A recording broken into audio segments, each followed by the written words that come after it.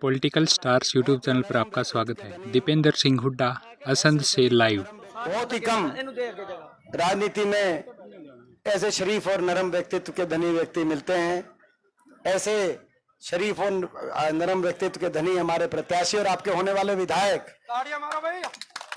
हमारे धर्मपाल गोंदर जी, हमारे पूर्व सीपीएस बख्शीश सिंह विर्क जी, हमारे यहाँ से युवा कांग्रेस के हमारे हरियाणा के प्रधान और यहाँ से लोकसभा के हमारे प्रत्याशी रहे नौजवान जिनका बहुत उज्जवल भविष्य हरियाणा में, हमारे भाई दिव्यांशु बुद्धिराजा जी, हमारी चेयरमैन नगर पालिका के और हमारे पुराने पारिवारिक जिनके साथ हमारे बहुत पारिवारिक संबंध रहे हैं, हमारे वीरेंद्र बंसल जी, हमारे पूर्व जिला चेयरमैन और पूर्व जिला कांग्रेस अध्यक्ष हमारे भाई सुरेंद्र नरवाल जी, ईशम सिंह जांबा जी, रामफल जी जिला पार्षद, अमित बराना जी जिला पार्षद, सचिन मीना मंडल जी, मनोज वधवा जी, भूपेंद्र सिंह लाडी जी, सुरेंद्र कालखा जी, मल्ली चेयरमैन जी, राजेश चौधरी जी, संजय मेहला जी, अमरजीत धीमान जी, अनिल शर्मा जी, रोमी सिंगला जी, राम सिंह नंबरदार जी, बलदेव सिंह जी, रामेश्वर वाल्मीकि जी, डॉक्टर संजय जी, रणधीर सिंह राणा जी, सुल्तान जी, रोमी राणा जी, सुल्तान सिंह सोलो जी और रोमी राणा जी हैं, चरणदेव कामरा जी और बख्शीश जी का ले दिया था, दीदार सिंह सुकड़ा जी और जो बहुत से साथी आज ज्वाइन हुए हैं, सभी का हम बहुत बहुत स्वागत करते हैं। ओड समाज ने जो समर्थन दिया है वो पूरे ओड समाज का बहुत बहुत धन्यवाद। और ज्वाइनिंग काफी लंबी सूची ज्वाइनिंग की है। भीम सिंह जो हमारे जलाला जी जो जेजेपी के पूर्व प्रत्याशी थे, उन्होंने आज कांग्रेस पार्टी में वो शामिल हुए, उनका बहुत बहुत हम स्वागत करते हैं। हमारे रजवंत सिंह फौजी डाचर से बीजेपी अल्पसंख्यक ब्लॉक प्रेसिडेंट, ये जो बीजेपी छोड़ के कांग्रेस पार्टी में शामिल हुए हैं, इनका मंजीत सिंह ढिल्लो उपाध्यक्ष ये भी ज्वाइन हुए हैं और बहुत से साथी जो ज्वाइन हुए हैं, सभी साथियों का बहुत बहुत हम स्वागत और ओड समाज का भी धन्यवाद और सभी 36 बिरादरी ने जो इतना मान सम्मान आशीर्वाद दिया, सबका धन्यवाद।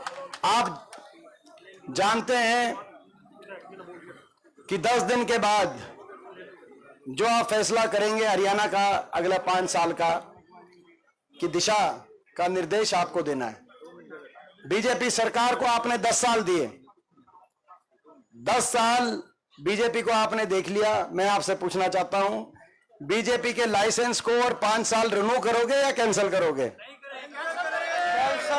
कैंसिल करना है लाइसेंस या रिन्यू करना है? लाइसेंस रिन्यू होगा जी।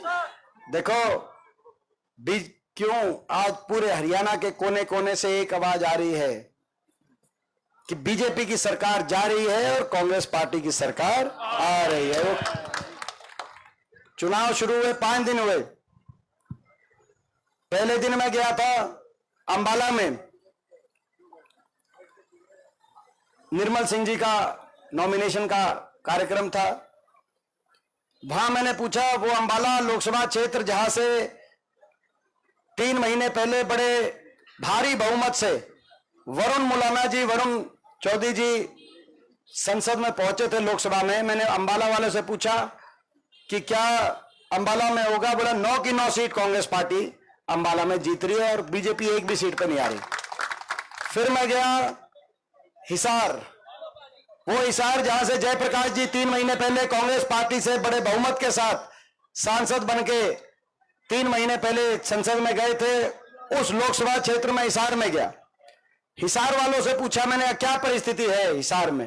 बोला जी 9 की 9 सीट हिसार की कांग्रेस पार्टी की झोली में आ रही हैं। उसके बाद सिरसा में, टोहाना में हमारी रैली थी, परसों सिरसा में हम थे।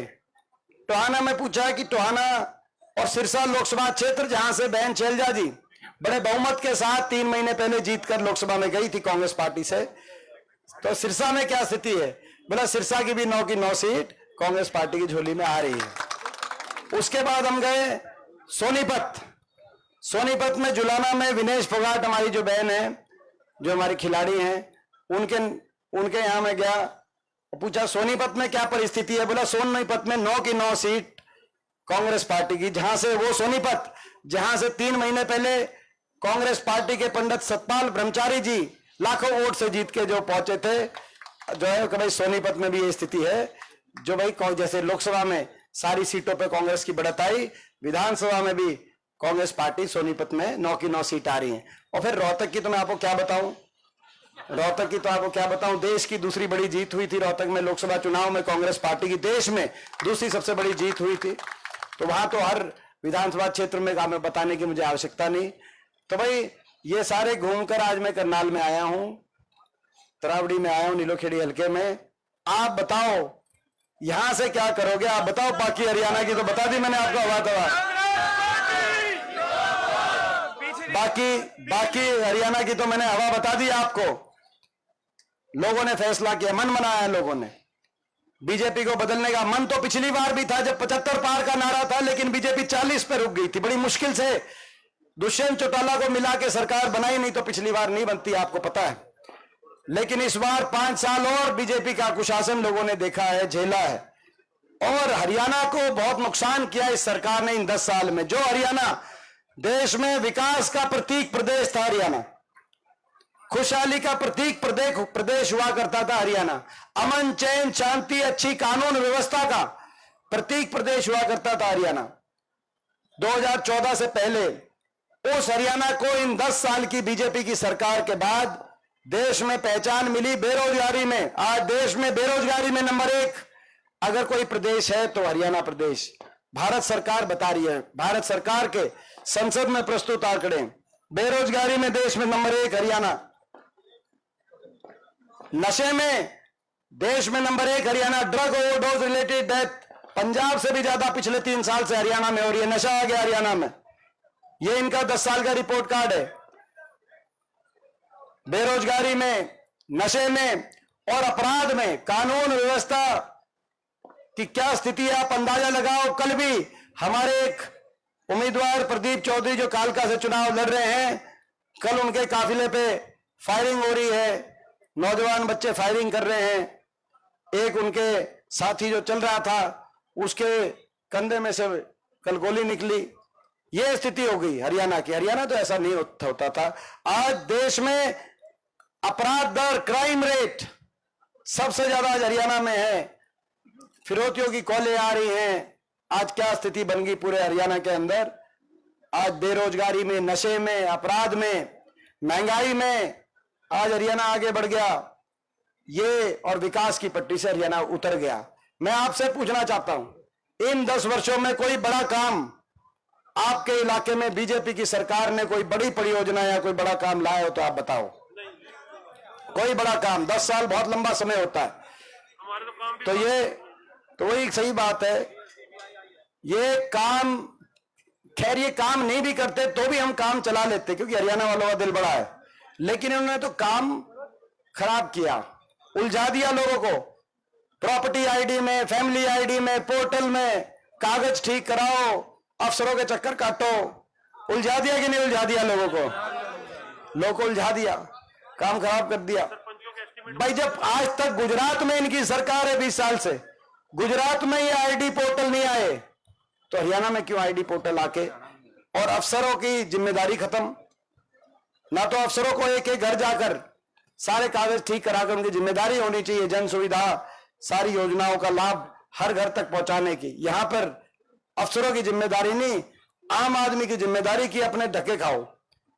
लोगों को उलझा दिया पोर्टल आईडियों में, पहचान पत्रों में, और नौजवान को हरियाणा के उलझा दिया सीटी में और कच्ची भर्ती में। उलझा दिया कि नहीं उलझा दिया कच्ची भर्ती में।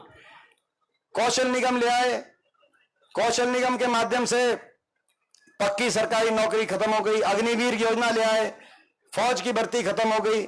पक्की नौकरी बीजेपी 10 साल में खा गई कि नहीं खा गई, मैं आपसे सवाल पूछता हूं। ये स्थिति है। और हर वर्ग का अपमान। किसान ने जब आंदोलन किया एमएसपी के लिए, एमएसपी और इन मंडियों को बचाने के लिए, जिस आज मंडी में है, जिस आज मंडी में हम बैठे हैं, अगर उस समय ये 3 कानून लागू हो जाते तो ये मंडी बंद हो जाती।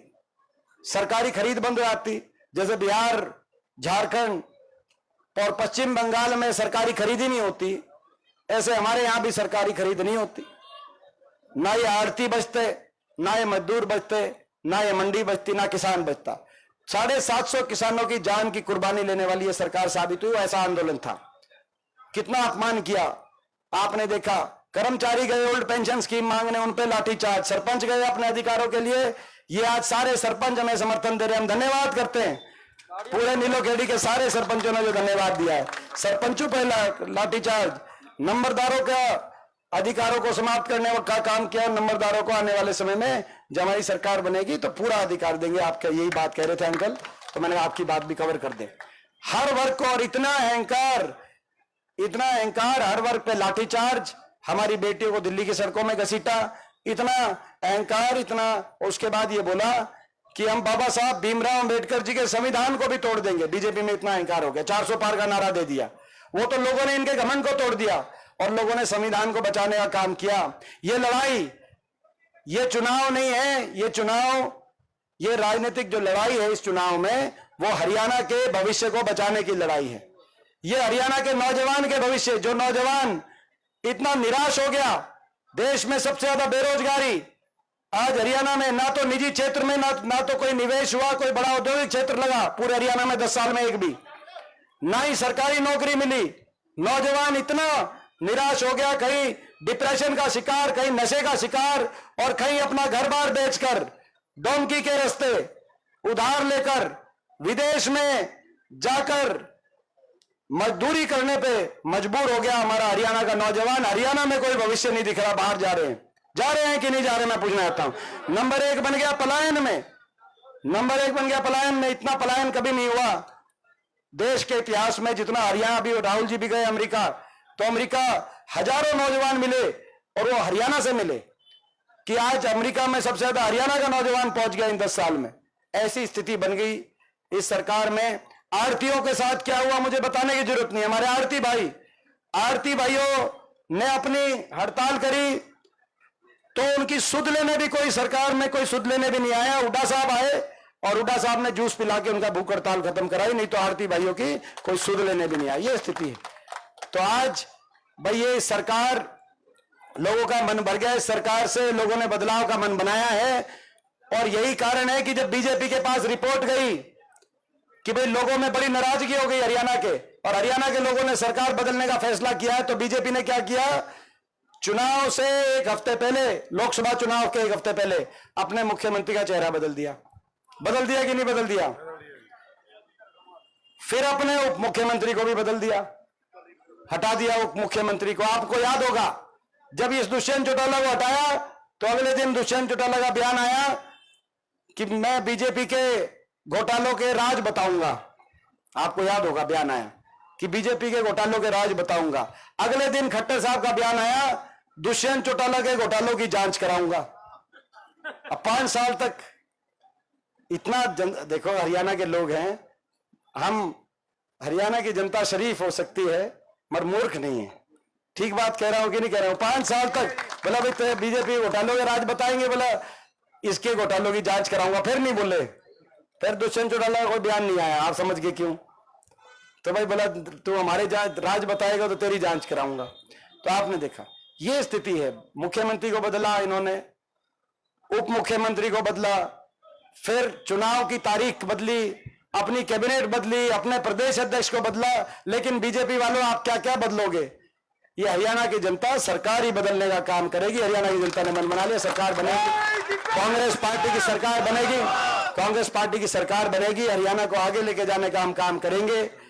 36 बिरादरी को साथ लेकर हरियाणा का उज्जवल भविष्य बचाने का हम काम करेंगे। और सरकार बनते ही जनता के हक में, हर वर्ग के हक में हम ऐतिहासिक फैसले लेने का काम करेंगे। सबसे पहले बड़े बुजुर्गों को 1 महीने के बाद जब कांग्रेस की सरकार बनेगी, बड़े बुजुर्गों की कितनी पेंशन होगी, हो जाएगी? खबर पहुंच चुकी है आप तक, यानी कि 6000 बुढ़ापा पेंशन। डंके की चोट पे दिल्ली से भी ज्यादा, देश में सबसे ज्यादा 6000 बुढ़ापा पेंशन बड़े बुजुर्गों की कन्या का हरियाणा में।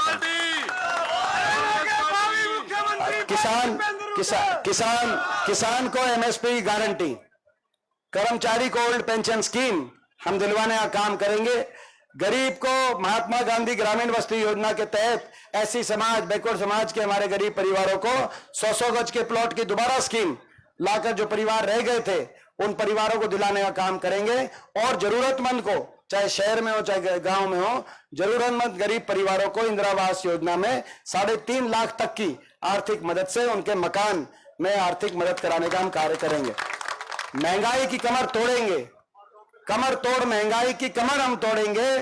और 500 रुपए में गैस का सिलेंडर और 300 यूनिट तक बिजली में राहत दिलवाने का हम कार्य करेंगे। हरियाणा के अंदर कांग्रेस पार्टी का हमारा संकल्प पत्र है। और महिलाओं को, माताओं और बहनों को, जैसे कि कांग्रेस की सरकार में बाकी जगह हमने करके दिखाया है, माताओं और बहनों को 2000 की पेंशन, जब तक उनकी बुढ़ापा पेंशन से कम उम्र की, क्योंकि बुढ़ापा पेंशन तो 6000 हो जाएगी, उससे पहले, क्योंकि घर खर्च माताएं बहनें घर को चलाती हैं, तो 2000 रुपए की माताओं और बहनों को भी 2000 रुपए की हम पेंशन बनाने का 18 साल से लेकर और 60 साल की आयु तक का वो भी हम कार्य करेंगे। तो भाई ये सारे हमारे कांग्रेस पार्टी के संकल्प। और नौजवानों को 2 लाख सरकारी पद जो समा खत्म कर दिए इन्होंने, खाली पड़े, 2 लाख सरकारी पदों पर नौजवानों को रोजगार दिलवाने का, पक्की सरकारी नौकरी निकालवाते हुए रोजगार दिलवाने का अवसर, रोजगारों के अवसर दिलवाने का नौजवानों को।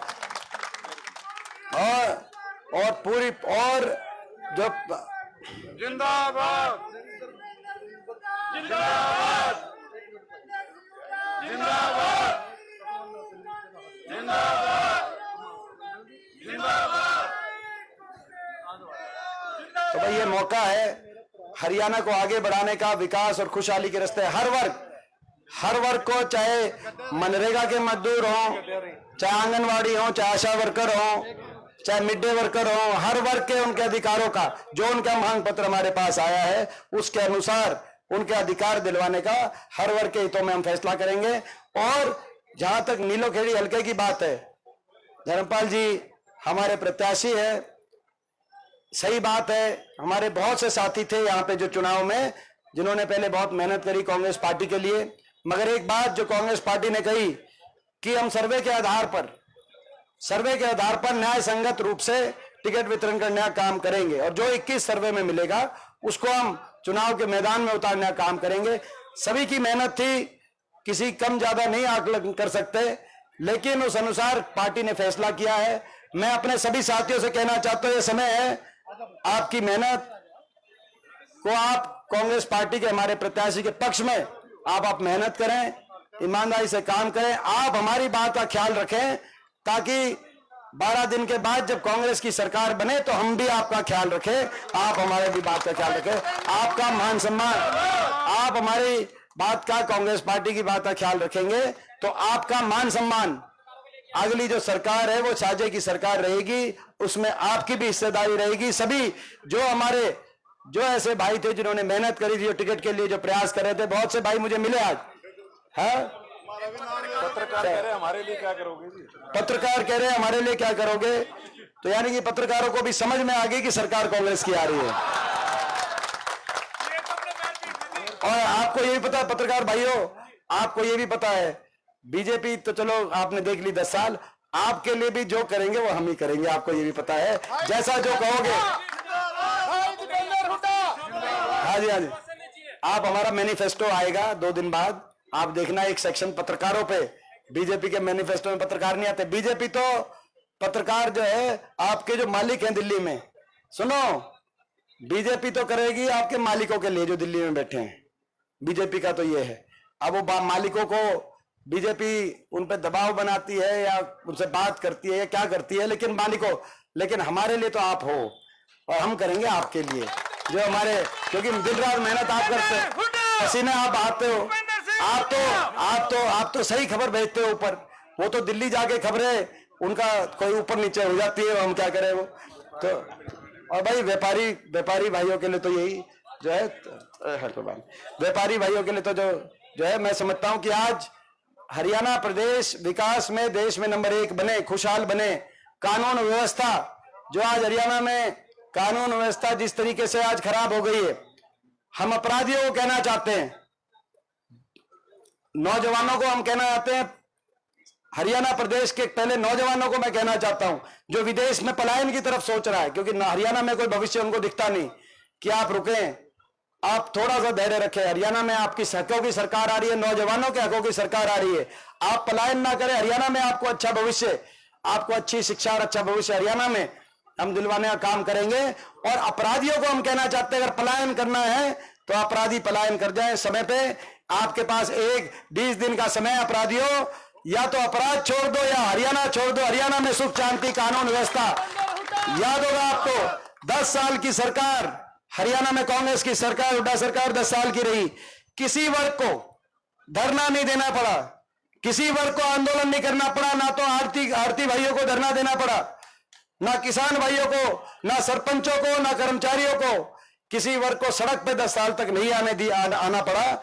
और अपराधियों को हरियाणा में जगह नहीं मिली 10 साल का, ये सरकार का काम होता है। तो मैं यही बात आपको कहना चाहूंगा। तो हाँ, तो ये होगी बात, उसको रिपीट तो क्या करें।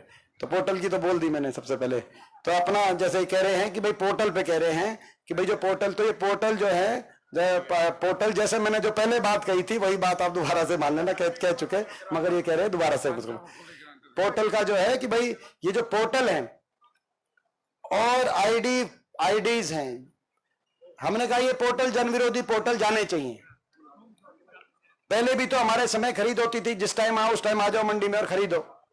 अब ये पोर्टल पे अपना उसकी इंतजार करे जाओ कब आएगा मैसेज। तो खट्टर साहब का बयान आया कि हुड्डा साहब टेक्नोलॉजी नहीं समझते, ये टेक्नोलॉजी का फायदा है।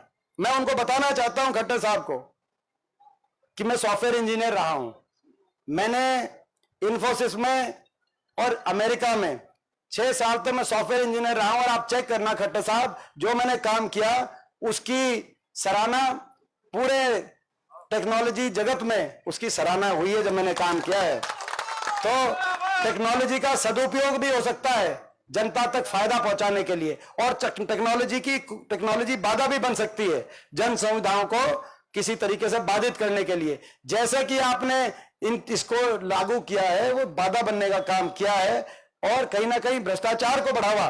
प्रॉपर्टी आईडी में देखो जाके करनाल में निगम में क्या बुरा हाल हुआ है। तो भाई ये जन विरोधी पोर्टल और जन विरोधी आइडिया जाएंगी और जनता के हित का सुशासन आएगा। तो भाई अब ये अब मैं बहुत बहुत धन्यवाद करते हुए एक बार फिर आप सबका बहुत बहुत। तो भाई ये नीलोखेड़ी से आप बताओ, धर्मपाल जी को पूरा आशीर्वाद देकर आप यहां से जिताकर भेजोगे। और भाई मैं आपको यही विश्वास दिलाता हूं, आप इनको यहां से आशीर्वाद देकर देखो, पिछली बार तो निर्दलीय के रूप में आपने इनको यहां से मौका दिया, बहुत फर्क होता है। ये कांग्रेस की सरकार आ रही है, इसमें इनको आशीर्वाद आप बना के यहां से बना के भेजना। आपका आशीर्वाद खाली हाथ नहीं जाने देंगे, ये मैं आज आपको कहने के लिए आया हूं। इनकी बड़ी जिम्मेदारी लगाएंगे ताकि नीलोखेड़ी हल्के को विकास में ये आगे लेके जाए। इनकी बड़ी जिम्मेदारी आज सरकार में लगेगी। तो ये आपको मैं, तो भाई ये बताओ कि भाई आप यहां से बड़ी जीत दिलाओगे। तो आप बड़ी जीत दिलाना, बड़ी जिम्मेदारी हम लगाएंगे इनकी, ताकि इनके अच्छे से आपकी सेवा कर सके।